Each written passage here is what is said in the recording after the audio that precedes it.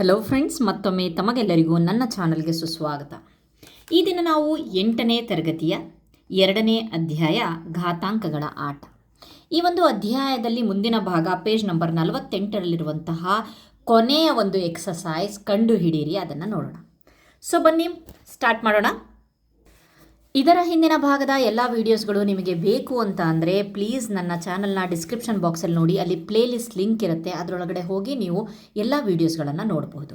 So ಮೊದಲನೇ question ಏನು ಕೊಟ್ಟಿದ್ದಾರೆ ಕಂಡು ಹಿಡೀರಿ. ಫಸ್ಟ್ ನಾನು ಎಕ್ಸ್ಪ್ಲೇನ್ ಮಾಡಿಬಿಡ್ತೀನಿ ಫ್ರೆಂಡ್ಸ್, ಯಾಕೆ ಅಂತ ಅಂದರೆ ಎಕ್ಸ್ಪ್ಲೇನ್ ಮಾಡಿದ್ರೇ ನೀವಾಗಿಯೇ ನೀವು ಆನ್ಸರ್ ಬರೆಯೋಕ್ಕೆ ಸಾಧ್ಯ.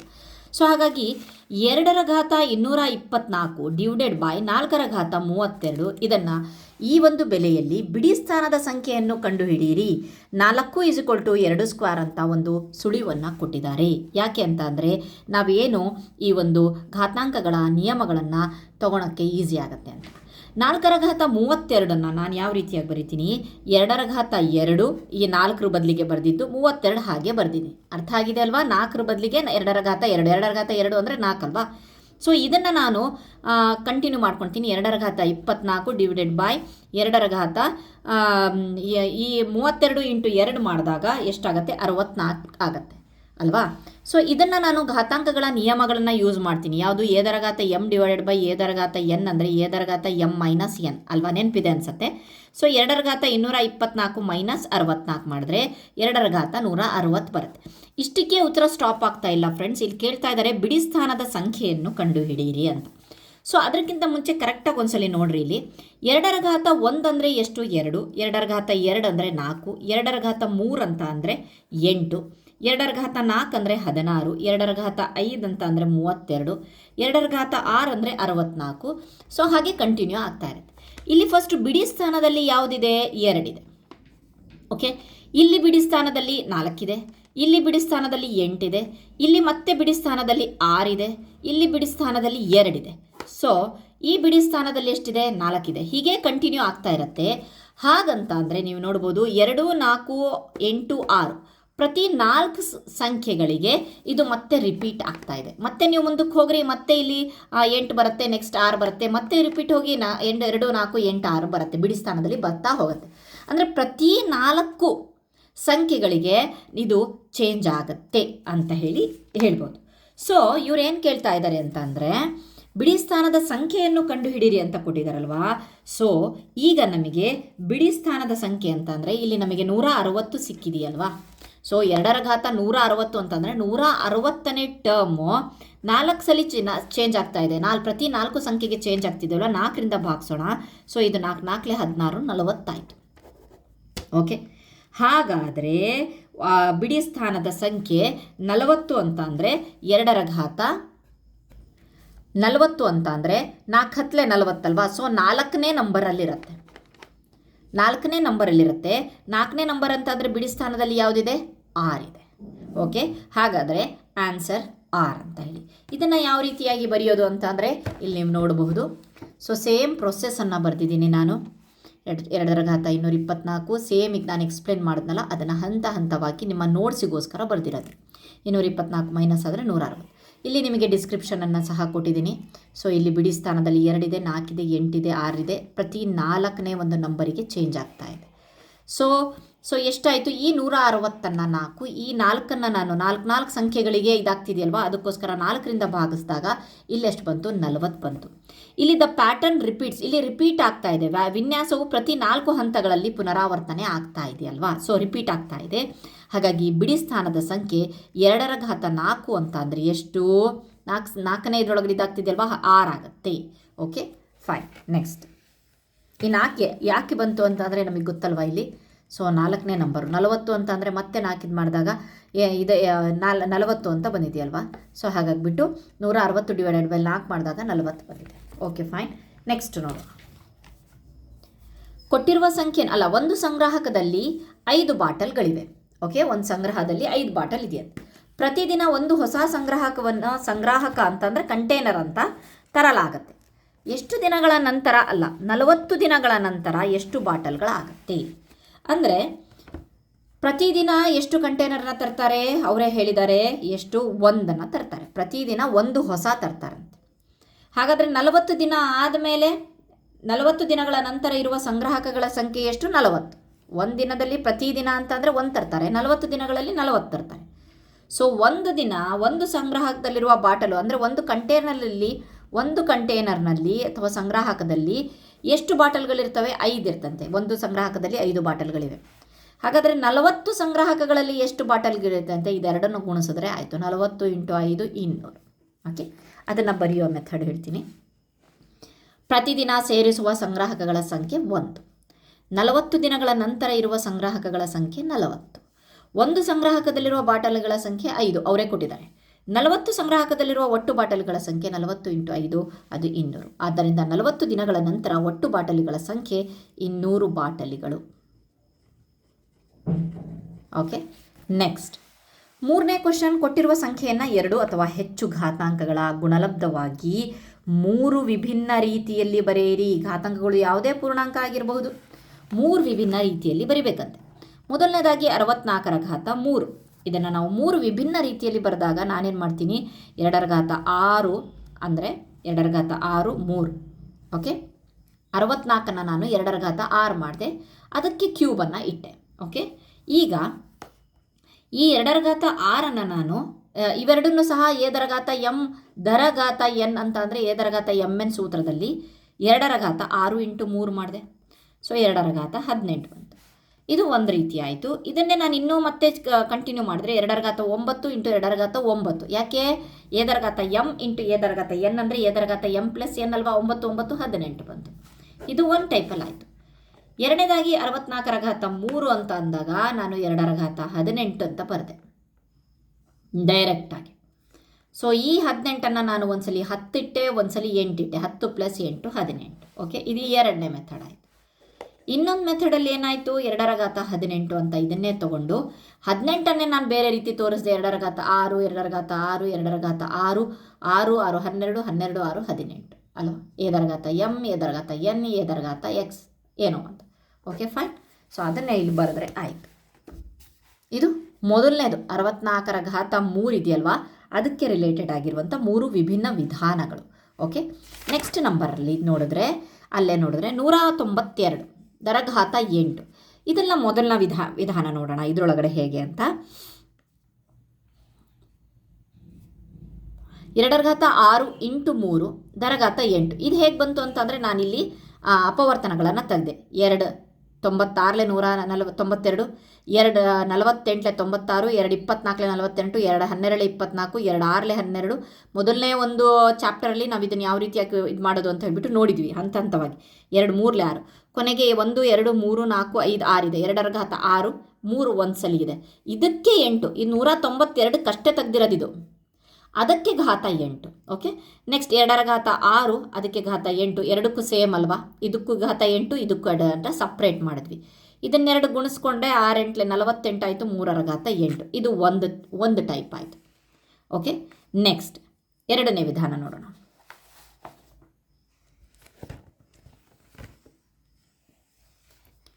ಎರಡರ ಘಾತ 40 ಮಾಡಿದೆ, ಇದರ ಒಂದು ಕಂಟಿನ್ಯೂಯೇಷನ್. 40 ಮಾಡಿದೆ, 2ರ ಘಾತ 8 ಮಾಡಿದೆ, 48 ಆಯಿತು. 3ರ ಘಾತ 8 ಹಾಗೆ ಇಟ್ಟೆ. ಸೊ ಸ್ಪ್ಲಿಟ್ ಮಾಡಿದೆ. 2ರ ಘಾತ 40 ಮಾಡಿ, ಸೊ 2 ಇಂಟು ಸೇಮ್ ಈ ಒಂದು ಘಾತಗಳ ಸಂಖ್ಯೆ ಇದ್ದಾಗ 2 × 3 ಅದಕ್ಕೆ ಘಾತ ಅಂತ ಕೊಟ್ವಿ. ಸೊ 2 3 6, 6ರ ಘಾತ 8 ನಿಯಮಗಳು ಬಂದಿದೆ. ಇದರೊಳಗಡೆ ಘಾತಾಂಕಗಳ ನಿಯಮಗಳು ಬಂದಿದೆ.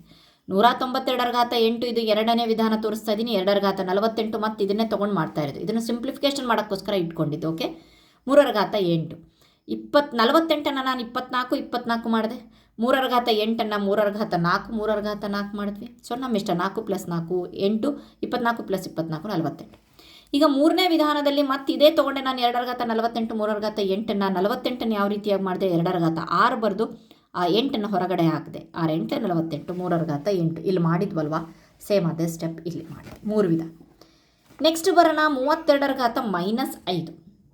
ಇದನ್ನು ಅಷ್ಟೇ. 32 ಅಂದರೆ ಎಷ್ಟು, 2ರ ಘಾತ 5 ಅದಕ್ಕೆ -5. ಓಕೆ, ಸೊ 2ರ ಘಾತ 5 5 25 -25. ಮೊದಲನೇ ಮೆಥಡ್ ಇದನ್ನು ನಾನೀಗ ಮಾಡ್ತಾ ಇದ್ದೀನಿ. 2ರ ಘಾತ -15, 2ರ ಘಾತ -10, ಎದರ ಘಾತ m + n ಮಾಡಿದಾಗ 2ರ ಘಾತ -15 -10 ಎಷ್ಟಾಯಿತು, 2ರ ಘಾತ -25. ಓಕೆ, ನೆಕ್ಸ್ಟ್ ಎರಡನೇ ವಿಧಾನ 32 ಮೈನಸ್ 5 ಅಂತ ಅಂದರೆ 2 ಘಾತ -25 ಇದನ್ನು ತೊಗೊಂಡಿದ್ದೀವಾ. ಇದು ಸಿಂಪ್ಲಿಫಿಕೇಶನ್ ಮಾಡಿ ಇಟ್ಕೊಂಡಿರುತ್ತೆ. ಇದನ್ನೇ ಮಾಡೋದು ನಾವು. -5 2 ಘಾತ -5 2 ಘಾತ -5 2 ಘಾತ -5 2 ಘಾತ -25 ಆಯಿತು. ಓಕೆ 5 10 15 20 20 32 ಘಾತ -5 2 ಘಾತ -25 2 ಘಾತ -5 -20 ನೀವು ಎಷ್ಟಾದರೂ ಹೇಗಾದರೂ ಮಾಡ್ಕೊಳ್ಬೋದು. Okay fine. -5 -20 ಅಂತಲೂ ಮಾಡಿಕೊಂಡ್ರೂ ಸಹ 25 ಬರುತ್ತೆ. ನೆಕ್ಸ್ಟ್ ನೋಡೋಣ. ಕೆಳಗಿನ ಸರಿ ಹೇಳಿಕೆಗಳನ್ನು ಪರಿಶೀಲಿಸಿ ಮತ್ತು ಅದು ಯಾವಾಗಲೂ ಸರಿನಾ, ಕೆಲವೊಮ್ಮೆ ಮಾತ್ರ ಸರಿನಾ ಅಥವಾ ಸರಿ ಅಲ್ವಾ ಅಂತ ಹೇಳ್ಬಿಟ್ಟು ಹೇಳ್ರಿ ಅಂತ ಕೊಟ್ಟಿದ್ದಾರೆ. ಸೊ ಮೊದಲನೇದು ನೋಡೋಣ. ಘನ ಸಂಖ್ಯೆಗಳು ವರ್ಗ ಸಂಖ್ಯೆಗಳೂ ಸಹ ಆಗಿವೆ. ಅಂದರೆ ಘನಸಂಖ್ಯೆಗಳು ಎಲ್ಲ ಘನಸಂಖ್ಯೆಗಳು ವರ್ಗ ಸಂಖ್ಯೆಗಳಾಗಿದ್ದಾವ. ಸೊ ಇದು ಪ್ರತಿ ಸಲ ಯಾವಾಗಲೂ ಸರಿನಾ? ಇಲ್ಲ, ಕೆಲವೊಮ್ಮೆ ಮಾತ್ರ ಸರಿ ಆಗಬಹುದು. ಫಾರ್ ಎಕ್ಸಾಂಪಲ್ ಅಂತ ಅಂದರೆ ನಿಮಗೆ ಎಕ್ಸಾಂಪಲನ್ನು ಎಕ್ಸ್ಪ್ಲೇನ್ ಮಾಡ್ತೀನಿ. ಒಂದು 64 ಅನ್ನೋದನ್ನು ತೊಗೊಳ್ತೀನಿ. ಇದನ್ನು ನಾನು 2 ಘಾತ 6 ಮಾಡಬಹುದು. 2 ಘಾತ 3 ಇಂಟು 2 ಮಾಡಿದ್ರು ಸಹ 3 6 ಆಯಿತು. 2 ಘಾತ 3 ಅಂತದ್ದು 2 ಘಾತ 2 ಅಂತ ಅಂದರೆ ಇದು ಒಂದು ಘನ ಸಂಖ್ಯೆನೂ ಹೌದು, ಇದು ಒಂದು ವರ್ಗ ಸಂಖ್ಯೆನೂ ಹೌದು. Okay fine. ಈ ರೀತಿಯಾಗಾದರೂ ಬರಿಬೋದು. ಅಥವಾ 2 ಘಾತ 2 ಅಂತ ಬರೆದ್ಬಿಟ್ಟು 3 ಹೊರಗಡೆ ತೆಗೆದ್ರೆ ಇದು ವರ್ಗ ಸಂಖ್ಯೆ ಆಯಿತು. ಕ್ಯೂಬ್ ಇದ್ದರೆ ಅದು ಘನ ಸಂಖ್ಯೆ ಆಯಿತು. ಹಾಗಾದರೆ ಇದು 64ಕ್ಕೆ ಇದು ಹೇಳಿಕೆ ಸರಿ ಆಯಿತು. ಅದೇ ಇನ್ನೊಂದು ನಂಬರ್ ತೊಗೊಳ್ತೀನಿ, 8 ತೊಗೊಳ್ತೀನಿ. ಇದಕ್ಕೆ ಯಾವ ರೀತಿಯಾಗಿ ಬರಿಬೋದು? 2 ಘಾತ 3 ಅಂತ ತೊಗೊಬೋದು ಅಷ್ಟೇ. ಸ್ಕ್ವೇರ್ ಯಾವ ರೀತಿಯಾಗಿ ಮಾಡ್ತೀರಾ? ಇದು ಒಂದು ಘನ ಸಂಖ್ಯೆ ಅಷ್ಟೇ, ವರ್ಗ ಸಂಖ್ಯೆ ಆಗಲ್ಲ. ಹಾಗಾಗಿಬಿಟ್ಟು ಕೆಲವೊಮ್ಮೆ ಮಾತ್ರ ಸರಿ ಅಂತ ಕೊಡ್ಬೋದು. ಸೊ ಇಲ್ಲಿ ಬರ್ಕೊಳ್ಬೋದು ಈ ರೀತಿಯಾಗಿ. ಇದೇ ಏನು ಎಕ್ಸಾಂಪಲ್ ನಾನು ಎಕ್ಸ್ಪ್ಲೇನ್ ಮಾಡಿದ್ನಲ್ಲ ಅದೇ ಇಲ್ಲಿ ಬರೆದಿಟ್ಟಿದ್ದೀವಿ. Okay fine. ಎರಡನೇ ಕ್ವಶನ್. 4ನೇ ಘಾತಗಳು ಸಹ ವರ್ಗ ಸಂಖ್ಯೆಗಳು ಆಗಿವೆ. ಸೊ ಘಾತ 4ಗಳನ್ನು ಇಟ್ಟು ಬರೆದ್ರೆ ಅದು ವರ್ಗ ಸಂಖ್ಯೆಗಳಾಗಿವೆ. ಸೊ ಫಸ್ಟು ಕನ್ಕ್ಲೂಷನ್ಗೆ ಬರೋಕ್ಕಿಂತ ಮುಂಚೆ ನಾವು ಮಾಡಿ ನೋಡೋಣ. ಹೇಗೆ? 3ರ ಘಾತ 4 ಇದನ್ನು ಯಾವ ರೀತಿಯಾಗಿ ಬರೀತೀರಾ? 3 ಸ್ಕ್ವೇರ್ ದರ ಘಾತ ಸ್ಕ್ವೇರ್. 5ರ ಘಾತ 4 ಅಂತ ಅಂದರೆ 5ರ ಸ್ಕ್ವೇರ್ ದರ ಸ್ಕ್ವೇರ್. ಸೊ 3 ಸ್ಕ್ವೇರ್ ಅಂತ ಅಂದರೆ 9 ಸ್ಕ್ವೇರ್. 5 ಸ್ಕ್ವೇರ್ ಅಂತ ಅಂದರೆ ಎಷ್ಟಾಯಿತು? 25 ಸ್ಕ್ವೇರ್. ಓಕೆ 4ರ ಘಾತ 4 ಅಂತ ಅಂದರೆ 4 ಸ್ಕ್ವೇರ್ ದರ ಘಾತ ಸ್ಕ್ವೇರ್. 4 ಸ್ಕ್ವೇರ್ ಅಂದರೆ 16 ಸ್ಕ್ವೇರ್. ಇವೆಲ್ಲ ಏನು ವರ್ಗ ಸಂಖ್ಯೆಗಳು. ಸೊ ಹಾಗಾಗಿಬಿಟ್ಟು ಕ್ವಶನ್ ಏನು ಕೇಳ್ದ? 4ನೇ ಘಾತಗಳು ಸಹ ವರ್ಗ ಸಂಖ್ಯೆಗಳು ಆಗಿವೆ. ಹೌದು, ಯಾವಾಗಲೂ ಸರಿಯಾಗಿದೆ. ಸೊ ನೀವೆಲ್ಲದನ್ನು ಚೆಕ್ ಮಾಡಿ, ಯಾವಾಗಲೂ ಸರಿ. ಓಕೆ ಯಾವಾಗಲೂ ಬ್ರಾಕೆಟ್ ಹಾಕಿದ್ದೀನಿ, ಯಾವಾಗಲೂ ಸರಿಯಾಗಿದೆ ಅಂತ ಬರೀರಿ. ಓಕೆ ನೆಕ್ಸ್ಟ್ 3ನೇದು. ಒಂದು ಸಂಖ್ಯೆಯ 5ನೇ ಘಾತವು ಆ ಸಂಖ್ಯೆಯ ಘನದಿಂದ ಭಾಗಿಸಲ್ಪಟ್ಟಿದೆ. ಏನಂತೆ? ಒಂದು ಸಂಖ್ಯೆಯ ಘನ ಸಂಖ್ಯೆ. ಯಾವುದಾದ್ರೂ ಒಂದು ಸಂಖ್ಯೆ ತಗೊಳ್ಳೋಣ. ಫಾರ್ ಎಕ್ಸಾಂಪಲ್ 3ರ ಘಾತ ಒಂದು ಸಂಖ್ಯೆಯ 5ನೇ ಘಾತ ಘಾತ 5 ತಗೊಂಡೆ. ಅದು ಆ ಸಂಖ್ಯೆಯ ಘನದಿಂದ ಭಾಗಿಸಲ್ಪಟ್ಟಿದೆ. ಓಕೆ ನೋಡೋಣ. ಇದನ್ನು ನಾವು ಯಾವ ರೀತಿಯಾಗಿ ಬರೀಬೋದು? 3ರ ಘಾತ 3 ಇಂಟು 3ರ ಘಾತ 2 ಮಾಡಿದ್ವಿ. ಇದರ ಘನದಿಂದನೇ ಅದು ಭಾಗ ಆಗಿದೆ ಅಂತೆ 9. ಫೈನ್. ಒಂದು ಸಂಖ್ಯೆ 5ನೇ ಘಾತವು ಆ ಸಂಖ್ಯೆಯ ಘನದಿಂದ ಭಾಗಿಸಲ್ಪಡುತ್ತದೆ. ಇದು ಸರಿಯಾಗಿದೆ. ಓಕೆ ಸೊ ಯಾವತ್ತೂ ಅದನ್ನು ನಾವು ಯಾವುದೇ ಒಂದು ಸಂಖ್ಯೆ 3ರ ಘಾತ 5 ಅಂತಲ್ಲ, 4ರ ಘಾತ 5 ತೊಗೊಂಡ್ರು ಸಹ 4 ಕ್ಯೂಬ್ ಇಂಟು 4 ಸ್ಕ್ವೇರ್ ಮಾಡ್ತೀವಿ. ಅದನ್ನು ಹೊಡೆದಾಗ ಏನಾಗುತ್ತೆ? ನಮಗೇನಾಯಿತು? ಅಲ್ಲಿ ಒಂದು ನಂಬರ್ ಬರುತ್ತೆ. ಸೊ ಅದು ಕ್ಯೂಬ್ ಆಗಿರುತ್ತೆ ಅಂತ ಕೇಳ್ತಿದ್ದಾರೆ ಅಷ್ಟೇ. Okay fine. Next question. 2 ಘನ ಸಂಖ್ಯೆಗಳ ಗುಣಲಬ್ಧವು ಒಂದು ಘನ ಸಂಖ್ಯೆ ಆಗಿದೆ. ಸೊ 2 ಘನ ಸಂಖ್ಯೆಗಳು ಅಂತ ಅಂದರೆ ತಗೊಳ್ಳೋಣ. ಯಾವುದು? 2 ಕ್ಯೂಬ್ ತಗೊಳ್ಳೋಣ 8, 3 ಕ್ಯೂಬ್ ತೊಗೊಂಡ್ರೆ 27. ಇವೆರಡನ್ನು ಗುಣಿಸೋಣ. 8 ಇಂಟು 27 ಎಷ್ಟಾಗುತ್ತೆ? 216. ಇದು ಯಾರರ ಒಂದು ಕ್ಯೂಬ್ ಆಯಿತು? 6 ಕ್ಯೂಬ್ ಆಯಿತು ಅಲ್ವಾ? ಸೊ ಇದನ್ನು ಎಲ್ಲದಕ್ಕೂ ಚೆಕ್ ಮಾಡಿರಿ. 101% ಇದು ಸರಿಯಾಗಿದೆ. ಸೊ ಅದಕ್ಕೋಸ್ಕರ ನಾವು ಇದು ಯಾವಾಗಲೂ ಸರಿಯಾಗಿದೆ ಅಂತ ಹೇಳಿಬಿಟ್ಟು ತೋರಿಸಿದ್ರೆ ಆಯಿತು. ಓಕೆ 4ನೇದು ಯಾವಾಗಲೂ ಸರಿಯಾಗಿದೆ ಉದಾಹರಣೆ ಜೊತೆಗೆ. Okay next last question. Q ದರ ಘಾತ 46 ಎಂಬುದು 4ನೇ ಘಾತ ಮತ್ತು 6ನೇ ಘಾತ 2 ಆಗಿದೆ. ಕ್ಯೂ ಒಂದು ಅವಿಭಾಜ್ಯ ಸಂಖ್ಯೆ ಅಂತೆ. ಅದು ಸರಿ ಇಲ್ಲ. ಯಾಕೆ ಅಂತಂದರೆ ಯಾಕೆ ಸರಿ ಇಲ್ಲ ಅಂತಂದರೆ 46 ಇದೆಯಲ್ಲ ಅದು 4 ಮತ್ತು 6ರಿಂದ ಭಾಗ ಆಗೋದಿಲ್ಲ ಅಂತ ಕೊಟ್ಟಿದ್ದಾರೆ. ಓಕೆ ಅದರ ಒಂದು ಏನಂತ ಕೊಟ್ಟರು? ಅದರ ಒಂದು ಕ್ಯೂ ಒಂದು ಅವಿಭಾಜ್ಯ ಸಂಖ್ಯೆ ಅಂತ ಕೊಟ್ಟಿದ್ದಾರೆ. ಅವಿಭಾಜ್ಯ ಸಂಖ್ಯೆ ಅಂತ ಅಂದರೆ ಏನು? ಯಾವ ಸಂಖ್ಯೆಯಿಂದನೂ ಭಾಗ ಆಗೋದಿಲ್ಲ ಅಂತ ಹೇಳ್ಬಿಟ್ಟು. ಏಕೆಂದರೆ 46 ಅನ್ನೋದು 4 ಮತ್ತು 6ರಿಂದ ಭಾಗ ಆಗೋದೇ ಇಲ್ಲ ಅಂತ ಹೇಳ್ಬಿಟ್ಟು ಕೊಟ್ಟಿದ್ದಾರೆ. ಓಕೆ ನೆಕ್ಸ್ಟ್ ಕ್ವಶನನ್ನು ನೋಡೋಣ. ಇವುಗಳನ್ನು ಸಂಕ್ಷೇಪಿಸಿ ಮತ್ತು ಉತ್ತರವನ್ನು ಘಾತಾಂಕ ರೂಪದಲ್ಲಿ ಬರೆಯಿರಿ. ಓಕೆ ಸೊ ಬನ್ನಿ ನೋಡೋಣ. 10ರ ಘಾತ -2 ಇಂಟು 10ರ ಘಾತ. ಫಾರ್ಮುಲಾಗಳು ಎಲ್ಲ ಘಾತಾಂಕಗಳ ನಿಯಮಗಳು ಇಲ್ಲಿ ಬಂದಿದೆ ಅಷ್ಟೇ. 1 ಘಾತ m ಪ್ಲಸ್ ಎದರ ಘಾತ n minus 2 plus minus 5 minus ಮೈನಸನ್ನು ಕೂಡಿಸಿ ಮೈನಸ್ 7. ನೆಕ್ಸ್ಟ್ ಎದರ ಘಾತ ಎಮ್ ಡಿವೈಡೆಡ್ ಬೈ ಎದರ ಘಾತ ಎನ್ ಎ ಮೈನಸ್ ಬಿ ಮಾಡಬೇಕಲ್ವಾ. 5 ಘಾತ 7 ಮೈನಸ್ 4 5 ಘಾತ 3. ನೆಕ್ಸ್ಟ್ ಇಲ್ಲೂ ಅಷ್ಟೇ. ಸೊ ಚಿಹ್ನೆಗಳ ಜೊತೆಗೆ ತುಂಬ ಚೆನ್ನಾಗಿ ಆಡಬೇಕಾಗತ್ತೆ. ಇಲ್ಲೂ ಸಹ ಮೈನಸ್ ಮಾಡಬೇಕಾಗತ್ತೆ. Minus 4 minus minus 7 1 4 11 minus 11. So ಇದು ಎದರ ಘಾತ ಎಮ್ ದರ ಘಾತ ಎನ್, ಇದನ್ನು ಗುಣಿಸ್ಬೇಕು. 2 3 6 ಮೈನಸ್ ಮೈನಸ್ ಪ್ಲಸ್ ಆಗುತ್ತೆ 6. ಓಕೆ.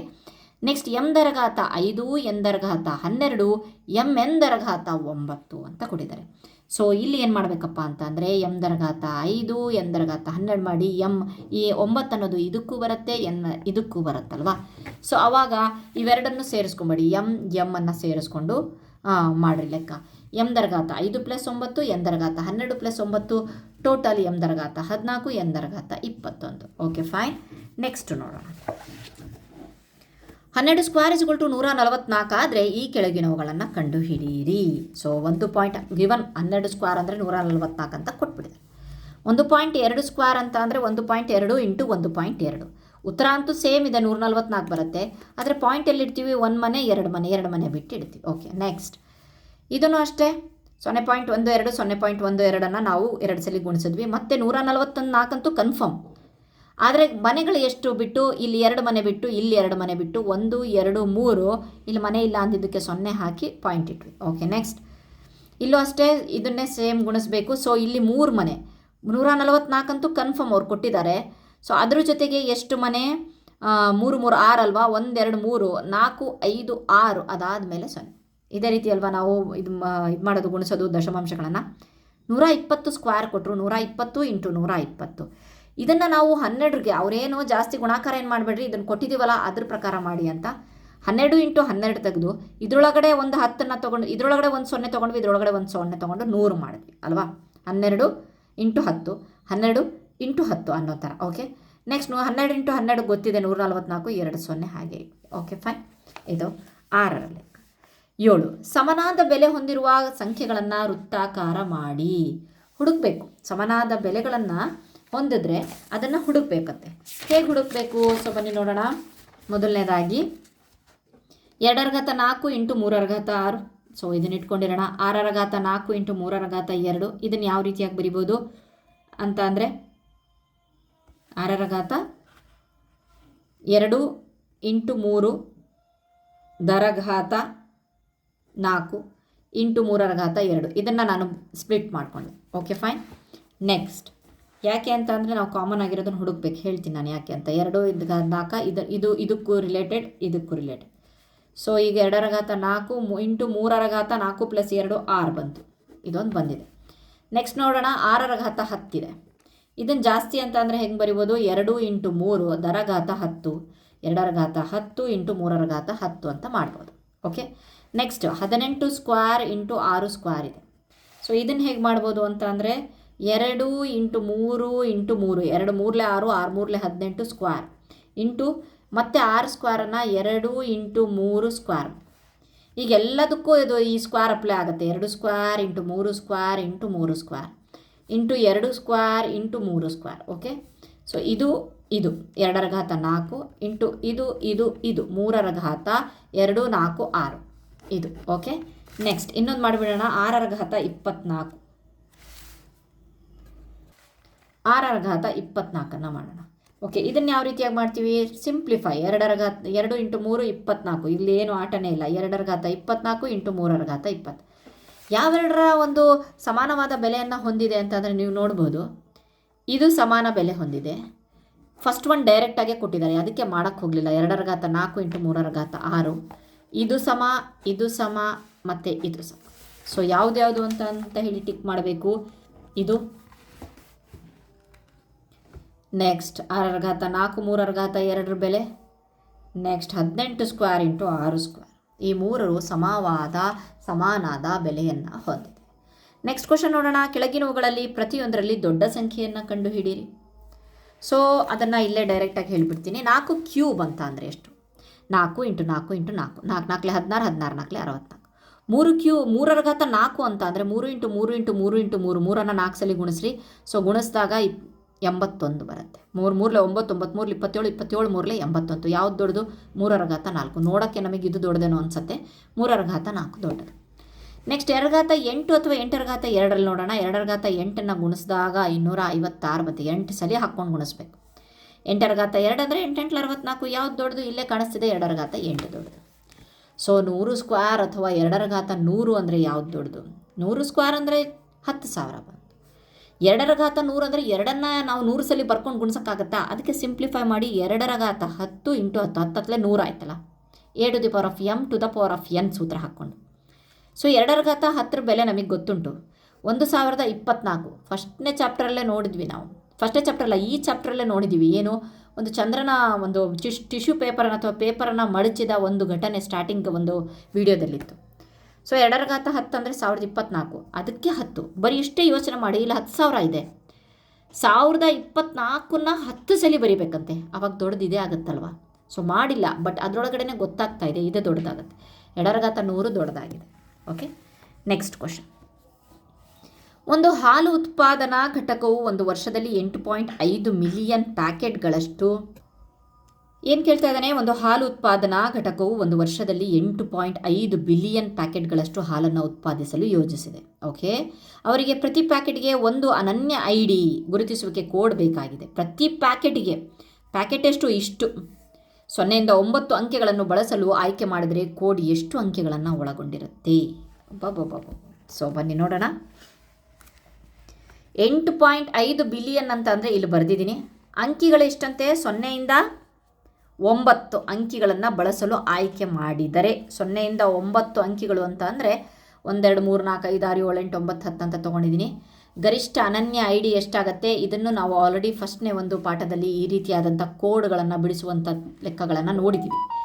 ಮೊದಲನೇ ಇದರೊಳಗಡೆ 10 ಅಂಕೆ ಇರುತ್ತೆ. ಸೊ ಮೊದಲನೇದು ಇದನ್ನು ನಾವು ಕೋಡ್ ಮಾಡ್ಕೊಂಡು ಹೋದರೆ 10 ನಮಗೆ ಆಪ್ಷನ್ ಸಿಗುತ್ತೆ. 1 ಜೊತೆಗೆ 2, 2 1 ಜೊತೆಗೆ 3, 1 ಜೊತೆಗೆ 4, 1 ಜೊತೆಗೆ 5 ಅನ್ನೋ ಥರ 10 ಆಪ್ಷನ್ ಸಿಗುತ್ತೆ. 0 ಇಂದ 9ರವರೆಗೆ ಇಲ್ಲಿ ಬರೆದಿದ್ದೀವಿ ನೋಡಿರಿ. 0 ಇಂದ 9ರವರೆಗೆ. ಓಕೆ, ನೆಕ್ಸ್ಟ್ ಅದೇ ರೀತಿ ಎರಡನೇ ಒಂದು ಇದಕ್ಕೆ 10 ರಿಂದ 10, ನೆಕ್ಸ್ಟ್ 10 10 10, ನೆಕ್ಸ್ಟ್ 10,000. ಒಂದೊಂದೇ 1000 ಜಾಸ್ತಿ ಆಗ್ತಾ 10 ಇದೆ. 10/10ರವರೆಗೆ. ಹಾಗಾಗಿ ಪ್ರತಿ ಪ್ಯಾಕೆಟ್ಗೆ ಅನನ್ಯ ID ಪಡೆಯಲು, ವಿಶಿಷ್ಟವಾದ NN ಪಡೆಯಲು ಆ ಕೋಡ್ನಲ್ಲಿ ಕನಿಷ್ಠ 10 ಅಂಕೆಗಳು ಇರಬೇಕು. ಯಾಕೆ ಅಂತಂದರೆ ಇಲ್ಲೇ ತೋರಿಸಿದ್ದಾರೆ ನೋಡ್ರಿ, 10 ಅಂಕೆಗಳು ಆದರೂ ಮಿನಿಮಮ್ ಇದ್ದೇ ಇದೆ. ಸೊ ಹಾಗಾಗಿಬಿಟ್ಟು 10 ಅಂಕೆಗಳು ಇರಲೇಬೇಕು ಅಲ್ವಾ? ಓಕೆ, ಅಂತಂದರೆ ಹಾಲಿನ ಪ್ಯಾಕೆಟ್ ಮೇಲೆ ಒಂದೊಂದೇ ಕೋಡನ್ನು ಹಾಕ್ತಾರಂತೆ. 10 ಅಂಕೆಗಳ ಕೋಡ್ ಇರತ್ತಂತೆ. Okay, fine. ನೆಕ್ಸ್ಟ್ ನೋಡೋಣ. 64 ಒಂದು ವರ್ಗ ಸಂಖ್ಯೆ 8/2 ಮತ್ತು ಘನ ಸಂಖ್ಯೆ 4/3 ಆಗಿದೆ. ಹೌದೌದು. ವರ್ಗ ಮತ್ತು ಘನ ಎರಡೂ ಆಗಿರುವ ಇತರ ಸಂಖ್ಯೆಗಳಿವೆಯೇ? ಅಂಥ ಸಂಖ್ಯೆಗಳನ್ನು ಸಾಮಾನ್ಯವಾಗಿ ವಿವರಿಸುವ ಒಂದು ಮಾರ್ಗವಿದೆಯೇ? ಹೌದು. ಇನ್ನೊಂದು ನಂಬರ್ ಕೊಡ್ತೀನಿ ನಾನು. ಯಾವುದು? 729. ಓಕೆ, 729 ಅಂತ ಅನ್ನೋದು 3ರ ಕ್ಯೂಬ್ ಅಂತ ಅಂದರೆ 9ರ ಕ್ಯೂಬ್. 9 × 9 × 9 ಮಾಡಿದಾಗ 9 81, 81 9 729. ಓಕೆ, ಈ 720 ಅನ್ನೋದು ಇದು ಒಂದು ವರ್ಗ ಸಂಖ್ಯೆನೂ ಅಂದೆ. ಯಾವುದ್ರ ವರ್ಗ ಸಂಖ್ಯೆ? 27 ಸ್ಕ್ವೇರ್. 27 × 27 ಮಾಡಿದಾಗ ನಮಗೆ 729 ಬರುತ್ತೆ. ಸೊ 64 ಥರ ಇದು ಒಂದು ಬಂತು. ಸೊ ಇನ್ನೊಂದು ನೋಡಿದ್ವಿ 4096. ಇದು 16 ಕ್ಯೂಬ್ ಬೆಲೆ. ಅದೇ 4096 ಅನ್ನೋದು 64ರ ಸ್ಕ್ವೇರ್ ಬೆಲೆ. ಓಕೆ, ಹಾಗಾದರೆ ಇಲ್ಲಿ ಒಂದು ರೂಲ್ ಇದೆ. ಏನು ರೂಲ್ ಇದೆ ನೋಡಿ. ಸೊ ಇಲ್ಲಿ ಇದನ್ನು ಕಂಡುಹಿಡಿದ್ರಲ್ಲ, ಇದಕ್ಕೆ ಒಂದು ಸಾಮಾನ್ಯವಾಗಿ ವಿವರಿಸುವ ಮಾರ್ಗ ಇದೆಯಾ? ಹೌದು, ಮಾರ್ಗ ಇದೆ. ಏನು ಮಾರ್ಗ ಇದೆ ಅಂತ ಅಂದರೆ ನೀವು ನೋಡಬಹುದು. ಯಾವುದಾದ್ರೂ ಒಂದು ಸಂಖ್ಯೆಯ ಘಾತ 6 ಅಂದರೆ n ರ ಘಾತ 6 ಆದಾಗ, n ರ ಘಾತ 6 ಇದ್ದಾಗ ಅವು ವರ್ಗ ಸಂಖ್ಯೆನೂ ಆಗಿರುತ್ತೆ ಮತ್ತು ಘನ ಸಂಖ್ಯೆನೂ ಆಗಿರುತ್ತೆ. ಓಕೆ, ಉದಾಹರಣೆಗೆ 1 ರ ಘಾತ 6 ಅಂದರೆ 1, 2 ರ ಘಾತ 6 ಅಂತ ಅಂದರೆ 64, 3 ರ ಘಾತ 6 ಅಂದರೆ 729, ನೆಕ್ಸ್ಟು 4 ರ ಘಾತ 6 ಅಂದರೆ 4096. ನೀವು ನೋಡ್ತಾ ಇದ್ದೀರಾ ಇಲ್ಲಿ. ಸೊ ಯಾವುದಾದ್ರೂ ನಂಬರ್ ತೊಗೊಂಬಿಟ್ಟು ನೆಕ್ಸ್ಟ್ 5 ರ ಘಾತ 6 ಅವನ್ನೆಲ್ಲ ಮಾಡಿದ್ರೆ ಇವು ಘನ ಸಂಖ್ಯೆನೂ ಆಗುತ್ತೆ, ವರ್ಗ ಸಂಖ್ಯೆನೂ ಆಗುತ್ತೆ. ಅದನ್ನೇ ನಾವು ಇಲ್ಲಿ ನೋಟ್ಸಲ್ಲಿ ಬರೆಯೋಕ್ಕೆ ಎಕ್ಸ್ಪ್ಲೇನ್ ಮಾಡಿದ್ದೀವಿ. ಏನಂತ ಹೇಳ್ಬಿಟ್ಟು, ಹೌದು, ಇನ್ನು ಕೆಲವು ಉದಾಹರಣೆಗಳಿವೆ, ಇವೆ ಅವು ಉದಾಹರಣೆಗಳು. ಓಕೆ. ನೆಕ್ಸ್ಟ್ ಇಲ್ಲಿ ಸಾಮಾನ್ಯ ರೂಲ್ ಇದೆ. ಯಾವುದಾದ್ರೂ ಸಂಖ್ಯೆಯ ಘಾತ 6 ಅಂತ ಅಂದರೆ ಎಂದರ ಘಾತ 6 ಅಂತ ಬರ್ಕೊಂಡ್ರೆ ಇದ್ದಾಗ ಅವು ವರ್ಗ ಸಂಖ್ಯೆ ಮತ್ತು ಘನ ಸಂಖ್ಯೆ ಆಗಿರುತ್ತೆ. ಎಕ್ಸಾಂಪಲ್ 1ರ ಘಾತ 6 ಇವೆಲ್ಲ ಬರೆದು ಇವೆಲ್ಲವೂ ವರ್ಗ ಮತ್ತು ಘನ ಸಂಖ್ಯೆಗಳಾಗಿವೆ ಅಂತ ಬರೀಬೇಕಾಗತ್ತೆ. ಫೈನ್, ಐ ಹೋಪ್ ಅರ್ಥ ಆಗ್ತಿದೆ ಅಂದ್ಕೊಂಡಿದ್ದೀನಿ. ಫಾಸ್ಟಾಗಿ ಹೋಗ್ತಾ ಇದ್ದೀನಿ, ಯಾಕೆ ಅಂತಂದರೆ ವಿಡಿಯೋ ಭಾಳ ಇದೆ, ಕ್ವಶನ್ಸ್ 14 ಇದೆ, ಸೊ ಅದಕ್ಕೋಸ್ಕರ. ನೆಕ್ಸ್ಟ್ ಒಂದು ಡಿಜಿಟಲ್ ಲಾಕರ್ 5 ಅಕ್ಷರ ಸಂಖ್ಯಾಯುಕ್ತ ಆಲ್ಫಾ ನ್ಯೂಮೆರಿಕಲ್ ಅಂತ ಅಂದರೆ ಆಲ್ಫಾಬೆಟ್ಸು ಇರುತ್ತೆ ಪ್ಲಸ್ ನಂಬರ್ಸು ಇರುತ್ತೆ. ಇದನ್ನು ಆಲ್ಫಾ ನ್ಯೂಮೆರಿಕಲ್ಸ್ ಅಂತ ಹೇಳ್ತೀವಿ. ಪಾಸ್ಕೋಡನ್ನು ಹೊಂದಿದೆ. ಕೆಲವು ಉದಾಹರಣೆಗಳು ಈ ರೀತಿಯಾಗಿ ಇಲ್ಲಿ ನೋಡಿ, ಇಲ್ಲಿ ಆಲ್ಫಾಬೆಟ್ಸು ಇದೆ, ನಂಬರ್ಸು ಇದೆ, ಪಿ ಇದೆ, ಓ ಇದೆ, ಆಮೇಲೆ ನೆಕ್ಸ್ಟು BRJKW ಈ ರೀತಿಯಾಗಿದೆ ಅಂತ ಎಷ್ಟು ಕೋಡ್ಗಳು ಸಾಧ್ಯ. ಸೊ ಇಲ್ಲಿ ನೋಡಿ, ಸಿಂಪಲ್ಲಾಗಿ ಹೇಳ್ತೀನಿ, ಪಾಸ್ಕೋಡ್ನ ಉದ್ದ 5 ಅಲ್ವಾ, 5 ಅಕ್ಷರ ಇರಬೇಕು. ಪ್ರತಿ ಸ್ಥಾನಕ್ಕೆ ಲಭ್ಯವಿರುವ ಅಕ್ಷರಗಳು ಮತ್ತು ಅಂಕೆಗಳ ಒಟ್ಟು ಆಯ್ಕೆಗಳು 26 ಅಕ್ಷರಗಳಿದ್ದಾವೆ. ಆಲ್ಫಾ ನ್ಯೂಮೆರಿಕಲ್ ಅಲ್ವಾ, 26 ಇಂಗ್ಲೀಷಲ್ಲಿ, ಪ್ಲಸ್ ಅಂಕೆಗಳು ಇಷ್ಟಿದ್ದಾವೆ 10. ಟೋಟಲ್ 36 ನಮಗೆ ಒಂದು ಚಾಯ್ಸಸ್ ಇದೆ. ಒಟ್ಟು ಸಾಧ್ಯವಿರುವ ಪಾಸ್ಕೋಡ್ಗಳ ಸಂಖ್ಯೆ ಎಷ್ಟು? 36 × 5 ಅಲ್ವಾ. ಪಾಸ್ಕೋಡ್ನ ಉದ್ದ ಎಷ್ಟು? 36 × 5, 36 × 5, 36, 36ರ ಘಾತ 5. ಸೊ ಇದನ್ನು ನಾನು ಈ ರೀತಿಯಾಗಿ ಬರ್ತಿದ್ದೀನಿ. ಓಕೆ, 60,466,176 ಇದು ಅಂತಾರಾಷ್ಟ್ರೀಯ ಪದ್ಧತಿಯಲ್ಲಿ. ಆದ್ದರಿಂದ ಒಟ್ಟು ಸಾಧ್ಯವಿರುವ ಪಾಸ್ಕೋಡ್ಗಳು, ಇದು ಅಂತಾರಾಷ್ಟ್ರೀಯದಲ್ಲೂ ಬರ್ತಿದ್ದೀನಿ, ಇಂಡಿಯಾದಲ್ಲೂ ಬರ್ತಿದ್ದೀನಿ. ಓಕೆ, 6,04,66,176 ಪಾಸ್ಕೋಡ್ಗಳು ಸಾಧ್ಯ ಅಂತೆ. ಓಕೆ, ನೆಕ್ಸ್ಟ್ ಪ್ರಪಂಚದಾದ್ಯಂತ ಇರುವ ಕುರಿಗಳ ಸಂಖ್ಯೆ 10⁹9. ಮೇಕೆಯೂ ಅಷ್ಟೇ ಇದೆ, ಅಂದರೆ 10⁹9 ಇದೆ. ಹಾಗಾದರೆ ಕುರಿ ಮತ್ತು ಮೇಕೆಗಳ ಒಟ್ಟು ಸಂಖ್ಯೆ ಎಷ್ಟು? ಇಲ್ಲಿ ಆಪ್ಷನ್ಸನ್ನು ಕೊಟ್ಟಿದ್ದಾರೆ. 10⁹9 ಪ್ಲಸ್ 10⁹9 ಸಿಂಪಲ್. ಇದನ್ನು ಕೂಡಿಸ್ರಿ. ಇಲ್ಲಿದೆ ಆಪ್ಷನ್ 10⁹9 10. ಅದೇ ಇನ್ನೊಂದು ಆಪ್ಷನ್ನು ಇದಿದೆ, 2 ಸಲ 10⁹9 ಅಂತ ಮಾಡ್ಬೋದಲ್ವಾ, 2 ಸಲ, ಅದು ಸಹ ಆಪ್ಷನ್ ಇದೆ. ಸೊ ಹಾಗಾಗಿಬಿಟ್ಟು ಆಪ್ಷನ್ 5 ಮತ್ತು 6 ಎರಡೂ ಸಹ ಇದರೊಳಗಡೆ ಇದೆ. ಕುರಿಗಳ ಸಂಖ್ಯೆ 10⁹9 ಒಟ್ಟು ಸಂಖ್ಯೆ ನೋಡಿ, ಅದರಿಂದ 5 ಮತ್ತು 6 ಸರಿಯಾದ ಉತ್ತರವಾಗಿದೆ. ಓಕೆ, ಬನ್ನಿ ನೋಡೋಣ. ನೆಕ್ಸ್ಟ್ ಲೆಕ್ಕಾಚಾರ ಮಾಡಿ. ಜಗತ್ತಿನ ಪ್ರತಿಯೊಂದು ವ್ಯಕ್ತಿಯು 30 ಬಟ್ಟೆಗಳನ್ನು ಹೊಂದರೆ, ಸೊ ಇಲ್ಲಿ ವೈಜ್ಞಾನಿಕ ಸಂಕೇತ ಅಂತ ಕೊಟ್ಟಿದ್ದಾರೆ. ವೈಜ್ಞಾನಿಕ ಸಂಕೇತ ಅಂದರೆ ಡೆಫಿನೆಟ್ಲಿ ಇದು ದೊಡ್ಡದಾಗಿರುತ್ತೆ, ದೊಡ್ಡ ದೊಡ್ಡ ನಂಬರ್ಸ್ಗಳಲ್ಲಿ ಇರುತ್ತಲ್ವ. ಸೊ ಜಗತ್ತಿನ ಪ್ರತಿಯೊಂದು ವ್ಯಕ್ತಿಯು 30 ಬಟ್ಟೆಗಳನ್ನು ಹೊಂದರೆ ಒಟ್ಟು ಬಟ್ಟೆಗಳ ಸಂಖ್ಯೆ. ಸೊ ನಾವು ಒಂದು ಅಂದಾಜಿಗೆ ಜಗತ್ತಿನ ಒಂದು ಪಾಪ್ಯುಲೇಷನು ಜನಸಂಖ್ಯೆ ಎಷ್ಟಪ್ಪ ಅಂತಂದರೆ ನೋಡಿದ್ರೆ ಎಷ್ಟಿರುತ್ತೆ ಅಂತಂದರೆ ಒಂದು 8 ಬಿಲಿಯನ್ ಇರುತ್ತೆ. 8 ಬಿಲಿಯನ್ ಅಂತಂದರೆ ಎಷ್ಟು? 8 × 10⁹9 ಅಲ್ವಾ. ಸೊ ನಾವು ಮಾಡಿದ್ದೀವಲ್ವ 8 ಬಿಲಿಯನ್ ಅಂದರೆ ಇಲ್ಲಿ ನೋಡಿ, ಇದು 1000 ಮಿಲಿಯನ್, ಬಿಡಿ 10 100 1000 10,000 100,000 ಮಿಲಿಯನ್, 10 ಮಿಲಿಯನ್ 100 ಮಿಲಿಯನ್ ಬಿಲಿಯನ್, ಬಿಲಿಯನಿಗೆ ಎಷ್ಟಾಯಿತು? 9. ಸೊ ಇವನೇನು ಹೇಳ್ತಾ ಇದ್ದಾನೆ, 8 ಬಿಲಿಯನ್ ಅಂದರೆ ಈ ರೀತಿಯಾಗಿ ಬರೆಯೋದು. ಒಬ್ಬ ವ್ಯಕ್ತಿ ಹತ್ರ 30 ಜೊತೆ ಇದ್ದರೆ 8 ಬಿಲಿಯನ್ ಹತ್ರ ಇಷ್ಟಿರತ್ತಂತೆ, 30 × 8 × ಸೊ ಇವೆರಡನ್ನು ಗುಣಿಸಿದಾಗ 2.240 ಆಗುತ್ತೆ. 8 3 24, 1 0 × 10⁹9. ನಮಗೆ ಗೊತ್ತುಂಟು, ನಾನು ವೀಡಿಯೋದಲ್ಲಿ ಹೇಳಿದ್ದೀನಿ ಏನಪ್ಪ ಅಂತಂದರೆ ಸೈಂಟಿಫಿಕ್ ನೊಟೇಷನ್ ಅಥವಾ ವೈಜ್ಞಾನಿಕ ಸಂಕೇತ ಬರೀತಿರುವಾಗ ನಾವು ಫಸ್ಟ್ನೇ ನಂಬರಿಗೆ ತೊಗೊಂಬರಬೇಕು ಅಂತ. ಇಲ್ಲಿಗೆ ತರೋಣ, ಇಲ್ಲಿಗೆ ತರೋಣ. ಸೊ 2.4 0 ಅವಶ್ಯಕತೆ ಇಲ್ಲ. ಎಷ್ಟಿದು ಮಾಡಿದ್ದೀವಿ? 1 ಮತ್ತು 2, 9ಕ್ಕೆ 2 ಕೂಡಿಸಿದ್ರೆ 11. ಇದು ಉತ್ತರ. ಓಕೆ, ಸೊ ಕಂಪ್ಲೀಟಾಗಿ ಆಮೇಲೆ ನಾನು ಆನ್ಸರ್ ಹೇಳ್ತೀನಿ, ಫಸ್ಟ್ ಎಕ್ಸ್ಪ್ಲೇನ್ ಮಾಡಿಬಿಡ್ತೀನಿ. ಸೊ ಎರಡನೇದು ನೋಡೋಣ. ಇದು ಒಂದನೇದಾಯಿತು, ಇದು ಎರಡನೇದಾಯಿತು. ಜಗತ್ತಿನ ಸುಮಾರು 100 ಮಿಲಿಯನ್ ಜೇನುಗೂಡುಗಳಿದಾವಂತೆ. ಎಷ್ಟಿದಾವಂತೆ? 100 ಮಿಲಿಯನ್ ಇದಾವಂತೆ. 100 ಮಿಲಿಯನ್ ಅಂತ ಅಂದರೆ 1 × 10⁸8. ಓಕೆ, ಸೊ ಬೇಕು ಅಂತಂದರೆ ಮಾಡಲ. 100 ಮಿಲಿಯನ್ ಅಂತ ಅಂದರೆ ಇಷ್ಟು, 100 ಬರೆದು ಮಿಲಿಯನ್ಗೆ 6 ಸೊನ್ನೆಗಳಿದಾವೆ. 1 2 3 4 5 6 7 8 10⁸8. ಓಕೆ, ಪ್ರತಿ ಗೂಡು ಸುಮಾರು 50,000 ಜೇನುನೊಣಗಳನ್ನು ಹೊಂದಿದೆ ಅಂತ. 50,000 ಸಹ ನಾನು ವೈಜ್ಞಾನಿಕರೊಳಗೆ ಬರೆದ್ರೆ 5 × 10⁴. ಹಾಗಾದರೆ ಟೋಟಲ್ ಎಷ್ಟು ಇದ್ದಾವೆ ಅಂತಂದರೆ ಇವೆರಡನ್ನು ಗುಣಿಸ್ಬೇಕು. 1 × 10⁸8, 5 × 10⁴. ಇವೆರಡನ್ನು ಗುಣಿಸ್ರಿ. 1 5 5, ಇದನ್ನು 8 + 4 ಮಾಡಿದ್ರೆ ಎಷ್ಟಾಯಿತು? 8 4 12. ಓಕೆ, ಇದು ಎರಡನೇದು ಉತ್ತರ ಆಯಿತು. ಮೂರನೇದು ನೋಡೋಣ, ಏನು ಕೊಟ್ಟಿದ್ದಾನೆ. ಒಬ್ಬ ಮಾನವನ ದೇಹದಲ್ಲಿ ಸುಮಾರು 38 ಟ್ರಿಲಿಯನ್ ಬ್ಯಾಕ್ಟೀರಿಯಾ ಕೋಶಗಳಿವೆ. ಜಗತ್ತಿನ ಎಲ್ಲ ಮನುಷ್ಯರಲ್ಲಿ ವಾಸಿಸುವ ಬ್ಯಾಕ್ಟೀರಿಯಾ ಸಂಖ್ಯೆ ಎಷ್ಟು? ಮತ್ತೆ ಜಗತ್ತು 38 ಟ್ರಿಲಿಯನ್ ಇದಾವಂತೆ. 38 ಟ್ರಿಲಿಯನ್. ಓಕೆ, 38 ಟ್ರಿಲಿಯನ್ ಅಂತ ಅಂದರೆ ಎಷ್ಟು ಗೊತ್ತಾ? 12 ಸೊನ್ನೆ ಬರಬೇಕು. 38ಕ್ಕೆ 12 ಸೊನ್ನೆಗಳು ಬರಬೇಕು. ಅಂದರೆ 38 ಇಂಟು 10⁻12. ಸೊ ಇದನ್ನು ಮತ್ತೆ ಸಿಂಪ್ಲಿಫೈ ಮಾಡಿದ್ರೆ ಇಲ್ಲಿ ಒಂದು ಈ ಕಡೆ ಮತ್ತೆ ಜಂಪ್ ಹೊಡೆದ್ರೆ 3.8 ಇಂಟು 10⁻13 ಆಯಿತು. ಓಕೆ, ಟ್ರಿಲಿಯನ್ ಅಂದರೆ. ಸೊ ನಮ್ಮ ಜನಸಂಖ್ಯೆ ಆವಾಗಲೇ ಹೇಳಿದ್ವಿ, ನಾವು ಈ ಲೆಕ್ಕದಲ್ಲೇ ಹೇಳಿದ್ವಿ 8 ಇಂಟು 10⁻9. 8 ಇಂಟು 10⁻9 ಮತ್ತು ಇದನ್ನು ಇದರೊಳಗೆ ಗುಣಿಸ್ಬೇಕು 3.8 ಇಂಟು 10⁻3. ಓಕೆ, ಸೊ ಬನ್ನಿ ನೋಡಿ, ಇವೆರಡನ್ನ ನಂಬರ್ಸ್ಗಳನ್ನು ಗುಣಿಸ್ಕೊಳ್ಳೋಣ. ಎಷ್ಟಾಗುತ್ತೆ ಅಂತಂದರೆ 30.4 ಆಗುತ್ತೆ. ಇಂಟು ಇವೆರಡನ್ನು ಕೂರಿಸ್ಕೊಳ್ಳೋಣ. 10⁻9 ಪ್ಲಸ್ 3 13 ಪ್ಲಸ್ 9 ಎಷ್ಟಾಯಿತು? 22 ಆಯಿತು. ನೊಟೇಷನ್ ಹೇಳುತ್ತೆ ಈ ಕಡೆ ತಗೊಂಬ ಅಂತ ಹೇಳಿ 3.04 ಇಂಟು 10 ಇನ್ನು ಒಂದು ಮನೆ ಹೋಗಿದ್ದೀವಿ 23. Okay, fine. ನೆಕ್ಸ್ಟು, ಜೀವಿತಾವಧಿಯಲ್ಲಿ ಆಹಾರ ಸೇವಿಸಲು ಕಳೆದ ಒಟ್ಟು ಸಮಯವನ್ನು ಸೆಕೆಂಡ್ಗಳಲ್ಲಿ ಕಂಡುಹಿಡಿಯಿರಿ. ಬಹಳ ಒಂದು ನೊಟೇಷನ್ಸ್ಗೋಸ್ಕರ ಬಹಳಷ್ಟು ಇದು ಮಾಡಿದ್ದಾರೆ. ನೀವು ಯೋಚನೆ ಮಾಡಬೇಡಿ, ಕಂಪ್ಲೀಟ್ ಆಗಿರುವಂಥ ನೋಟ್ಸನ್ನು ಯಾವ ರೀತಿಯಾಗಿ ಬರ್ಕೊಬೇಕು ಅಂತ ಹೇಳ್ಬಿಟ್ಟು ನಾನು ಈ ಕ್ವಶನಿಂದ ಕೊಡ್ತೀನಿ. Okay, fine. ಒಬ್ಬ ವ್ಯಕ್ತಿಯ ಒಂದು ಅಂದಾಜು, ನಮ್ಮ ಒಂದು ಸದ್ಯಕ್ಕೆ 80 ವರ್ಷ ಅಂತ ತಗೊಳ್ಳೋಣ ಅಂದಾಜು. Okay, fine. ಸೊ ಪ್ರತಿದಿನ ಆಹಾರ ತಿನ್ನಕ್ಕೆ ತೆಗೆದುಕೊಳ್ಳುವ ಒಂದು ಸಮಯನೂ ಸಹ ನೋಡೋಣ. ಆಹಾರ ಸೇವಿಸಲು ಕಳೆಯುವ ಒಟ್ಟು ಸಮಯ ಸೆಕೆಂಡ್ಗಳಲ್ಲಿ ಬರೀಬೇಕಂತೆ. ಸೊ 1.5 ಗಂಟೆ ತೊಗೊಳ್ತೀವಿ ಅಂದ್ಕೊಳ್ಳಿ. ಹಾಗಾದರೆ ಆಹಾರ ಸೇವಿಸಲು ತೆಗೆದುಕೊಳ್ಳುವ ಸಮಯ ಸೆಕೆಂಡ್ಗಳಲ್ಲಿ ಅಂತ ಅಂದರೆ 80 ಇಂಟು 1.5 ಅಲ್ಲ 80 ಬೇಡ, 1.5 ಗಂಟೆಯಲ್ಲಿರೋದನ್ನು ನಾವು ಸೆಕೆಂಡ್ಗಳಿಗೆ ಮಾಡಿದ್ರೆ 3600 ಆಗುತ್ತೆ. ಯಾಕೆಂತಂದರೆ 1 ಗಂಟೆ ಅಂತಂದರೆ ನಮಗೆ ಗೊತ್ತುಂಟು, 1 ಗಂಟೆ ಅಂತ ಅಂದರೆ 3600 ಸೆಕೆಂಡ್.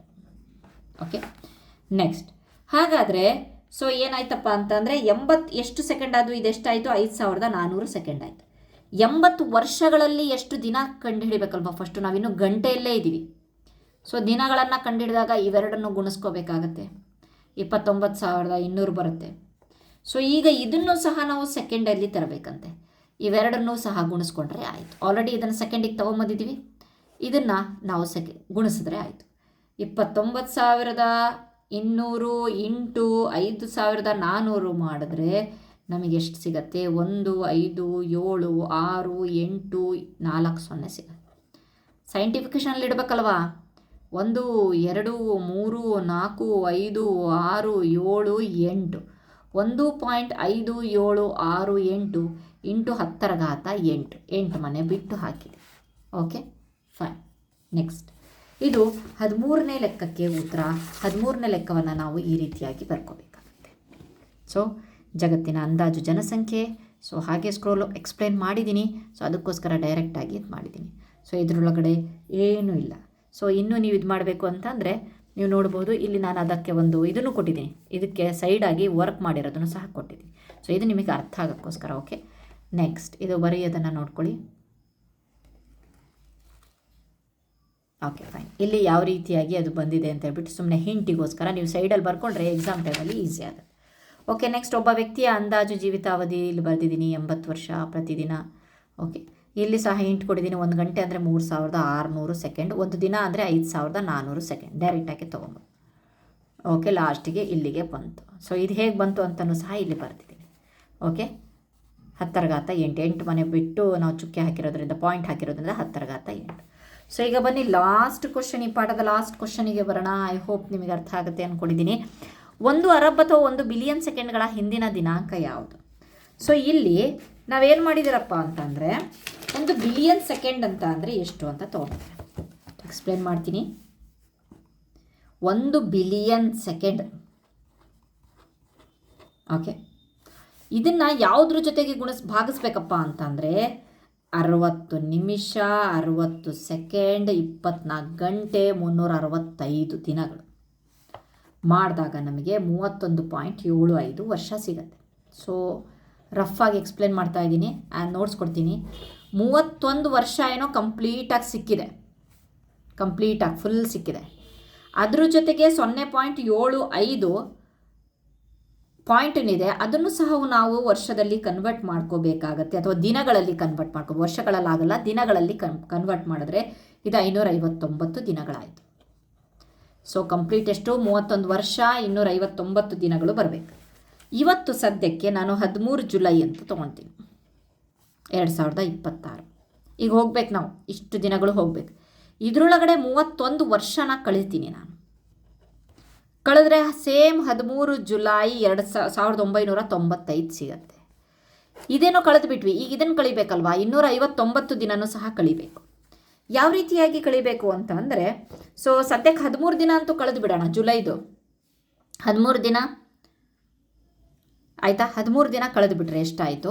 ಸೊ ಕರೆಕ್ಟಾಗಿ ಕೇಳಿಸ್ಕೊಳ್ಳಿ. 13 ದಿನ ಕಳೆದು ಬಿಡೋಣ ಮೇಲಿಂದು. 30 ಜೂನ್, 30 ದಿನ ಇರ್ತಾವಲ್ವಾ, ಸೊ ಜೂನ್.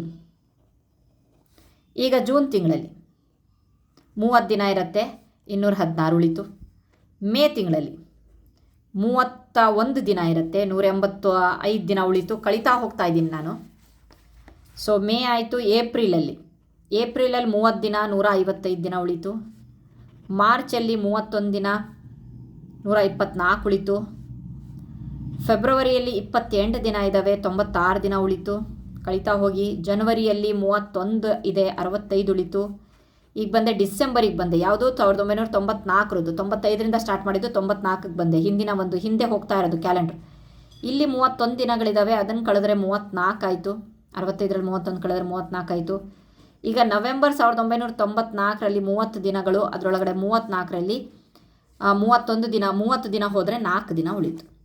ಅಂದರೆ 4 ದಿನ ಹಿಂದೆ ಹೋದರೆ ನಮಗೆ ಯಾವ ದಿನ ಬರುತ್ತೆ ಅಂತಂದರೆ 31 ಅಕ್ಟೋಬರ್ 1994. 31 ಅಕ್ಟೋಬರಲ್ಲಿ ಮತ್ತೆ 4 ದಿನ ಹೋಗಬೇಕು. ಓಕೆ, 4 ದಿನ ಹೋದರೆ 27 ಅಕ್ಟೋಬರ್ ಬಂತು. 27 ಅಕ್ಟೋಬರ್ ಭಾಳ ಟ್ರಿಕಿಯಾಗಿದೆ, ಜಾಸ್ತಿ ತಲೆ ಕೆಡಿಸ್ಕೊಂಬಿಡಿ. ಸೊ ಅದಕ್ಕೋಸ್ಕರ ಇಲ್ಲ ಆನ್ಸರ್ ಕೊಟ್ಟಿದ್ದೀನಿ. ಸೊ ನೋಡ್ಕೊಂಬಿಡಿ. 1 ಬಿಲಿಯನ್ ಸೆಕೆಂಡಲ್ಲಿ ಇಷ್ಟಿದೆ. ಸೊ ಡಿವೈಡ್ ಮಾಡ್ತಾ ಇದ್ದೀನಿ. ಸೊ 31 ಪೂರ್ಣ ವರ್ಷಗಳು 70, 0.71 ವರ್ಷಗಳನ್ನು 365 ದಿನ ಮಾಡಿದೆ, 259. ಇವತ್ತು 13 ಜುಲೈ ಅಂತಂದರೆ 31 ವರ್ಷಗಳಲ್ಲಿ 13 ಜುಲೈ 95 ಆಯಿತು, ಕಳೆದಿದ್ದೀನಿ. ಓಕೆ, ಅದಾದಮೇಲೆ ಮತ್ತೆ 259 ದಿನಗಳು ಹಿಂದೆ ಹೋದರೆ 13 ಜುಲೈ 95ನ್ನು ನಾವು ಕಳ್ಕೊಂಡೋದ್ರೆ ಅಲ್ಲಿ 27 ಅಕ್ಟೋಬರ್ 1994 ಬರುತ್ತೆ. ಅದು ಹೇಗೆ ಕಳೆದಿದ್ದೀವಿ ಅಂತ ಹೇಳಿಬಿಟ್ಟು ಇಲ್ಲಿ ಬರ್ತಿದ್ದೀವಿ. ಅಂದಾಜು ಹೇಳಿದ್ದೀವಿ, ನೀವು ಹೇಳ್ಬೋದು ಏನಂತ ಹೇಳ್ಬಿಟ್ಟು, ಪ್ರತಿ 4 ವರ್ಷಕ್ಕೆ ಇದು ಬರುತ್ತೆ, ಯಾವುದದು ಲೀಪ್ ಇಯರ್, ಅಧಿಕ ವರ್ಷ ಬರುತ್ತೆ. ಸೊ ನೀವು ಮಾಡಲಿಲ್ವಲ್ಲ ಅಂತ ಕೇಳಬಹುದು ಅಲ್ವಾ. 31 ವರ್ಷಗಳಲ್ಲಿ ಮತ್ತೆ ಲೀಪ್ ಇಯರ್ ಅಂತ ಅಂದರೆ ಮತ್ತೆ 31/4 ಮಾಡಬೇಕಾಗತ್ತೆ. ಸೊ ಅದಕ್ಕೋಸ್ಕರ ಲಾಸ್ಟ್ ಕೊನೆಗೆ ಅಂದಾಜಿಸಲಾಗಿದೆ. ಜಾಸ್ತಿ ತಲೆ ಕೆಡಿಸ್ಕೊಂಡ್ಬಿಟ್ರೆ ಅಂದಾಜಿಸಲಾಗಿದೆ ಅಂತ ಹೇಳಿಬಿಟ್ಟು ಬರಿ. ಓಕೆ, ಆನ್ಸರ್ ಎಷ್ಟು? 27 ಅಕ್ಟೋಬರ್ 1994 ಅಂತ ಹೇಳಿಬಿಟ್ಟು ಬರುತ್ತೆ. Okay fine. ಐ ಹೋಪ್ ನಿಮಗೆ ಈ ಒಂದು ಕ್ವಶನ್ ಅರ್ಥ ಆಗಿದೆ ಅಂದ್ಕೊಂಡಿದ್ದೀನಿ. So thank you so much friends.